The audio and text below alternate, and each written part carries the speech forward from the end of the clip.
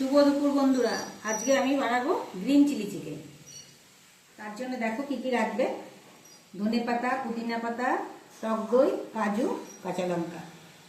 Green chilli chicken বানানোর জন্য এগুলো সব আমি পেস্ট করে নেব। ধনে পাতা, পুদিনা পাতার পেস্ট, টক দই, লবণ, গোলমরিচের গুঁড়ো সব দিয়ে এবার আমি চিকেনটাকে মাখিয়ে নেব। সব রকম মশলা এভাবে মাখিয়ে নেবে। সব রকম পেস্ট দিয়ে মাখিয়ে নিয়েছি। এবার আধা ঘন্টা ঢাকা দিয়ে রেখে দেবো। দেখুন কালারটা কত সুন্দর হয়ে গেছে। 30 মিনিট হয়ে গেছে, সব মশলা মাখিয়ে রেখে দিয়েছিলাম। এবার আমি রান্নাটা করব। তেল গরম হয়ে গেছে। এবার জিরে, গরম মশলা আর তেজপাতা তেলের মধ্যে দিয়ে দেব।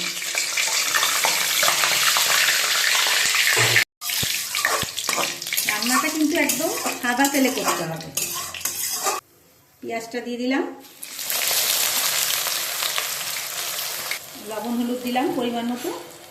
এবার পেঁয়াজটাকে লাল লাল করে ভেজে নেব। সঙ্গে থাকো, দেখতে থাকো। পেঁয়াজটা লাল লাল হয়ে গেছে। এবার আদা রসুনের পেস্ট দিয়ে দিলাম। একটু ভালো করে কষিয়ে নেব মশলাটা।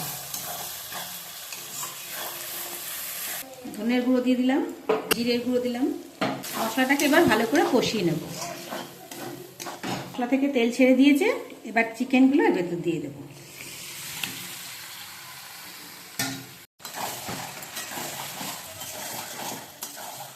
এমনভাবে কষাতে হবে যাতে 90% রান্না কষাতেই হয়ে যায়। একঘেয়েমি চিকেন খেতে তো ভালো লাগে না, এইভাবে চিকেন বানিয়ে খেয়ে দেখবেন, খুব সুন্দর লাগবে। কষাতেই অনেক জল বেরিয়ে গেছে, আর অল্প করে জল দেবো, তাহলেই সেদ্ধটা হয়ে যাবে। রান্না কমপ্লিট হয়ে গেছে।